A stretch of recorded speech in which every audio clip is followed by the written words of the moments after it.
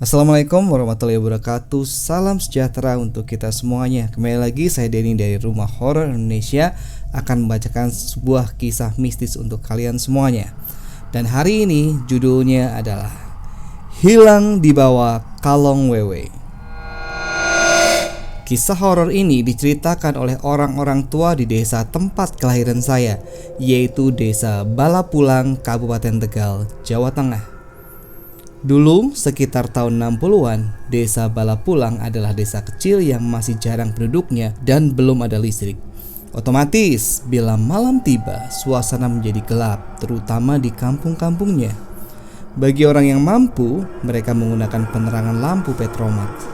Tapi bagi yang kurang mampu, mereka menggunakan lampu teplok alias lampu gantung atau lampu minyak. Bagi yang tidak mampu sekali menggunakan obor. Dan saat memasuki waktu tidur, obornya dimatikan dan gelap-gelapan. Zaman segitu masih banyak sekali lelembut berlalu lalang, terutama di waktu maghrib dan waktu subuh. Suatu sore menjelang maghrib, ada seorang tetangga bernama Wak Mamat sedang berjalan pulang menuju rumahnya setelah seharian melakukan aktivitas kerja. Wak Mamat ini suka sekali menggunakan jaket yang berwarna hitam. Pada zaman segitu udah top banget kalau laki-laki memakai jaket.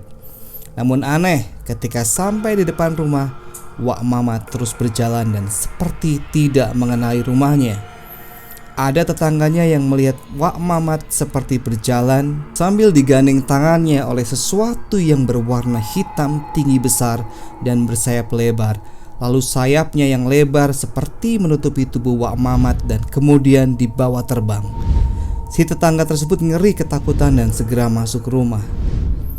Waktu memasuki malam dan yang ditunggu-tunggu belum juga datang, istri Wak Mamat yang berprofesi sebagai penjual kelapa kupas itu tampak gelisah. Hingga waktu berjalan sampai pagi, Wak Mamat belum juga pulang. Barulah gempar ketika si tetangga yang lain menceritakan bahwa dia melihat Wak Mamat berjalan digandeng sesuatu yang hitam dan berjalan lurus melewati depan rumahnya, kemudian dibawa terbang. Kabar pun tersiar dari mulut ke mulut bahwa Wak Mamat hilang di bawah kalong wewe. Keluarga Wak Mamat bersama penduduk desa dibantu orang pintar mencari Wak Mamat di hutan jati desa Balapulang. Hutan ini selain banyak hantunya juga masih banyak binatang buas dan konon ada ular segede drum yang pernah makan orang. Setelah seminggu, barulah Wak Mamat ditemukan di tengah hutan, namun di desa lain yang dekat perbukitan. Kondisinya sudah memprihatinkan, badannya kurus, bajunya sudah kotor dan lusuh.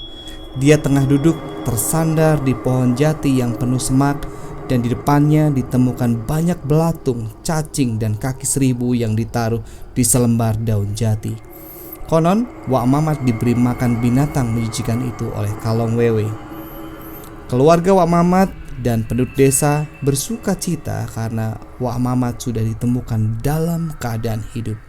Namun ketika dibawa pulang, Wak Mamat seperti orang linglung, tidak mengenali dirinya dan keluarganya. Setelah dirawat selama seminggu serta dipanggilkan orang pintar, lambat laun Wak Mamat mulai pulih dan bisa mengingat-ingat kejadian yang menimpa dirinya. Wak Mamat menceritakan dirinya dibawa terbang oleh sesosok makhluk yang menyerupai kelelawar yang sangat besar dan pandangan dia hanya gelap gulita. Setelah pulih, orang pintar ini menyarankan agar baju, celana, dan jaket yang dikenakan Wak Mamat dibuang saja karena masih ada bulu kalong wewe yang menempel di pakaiannya.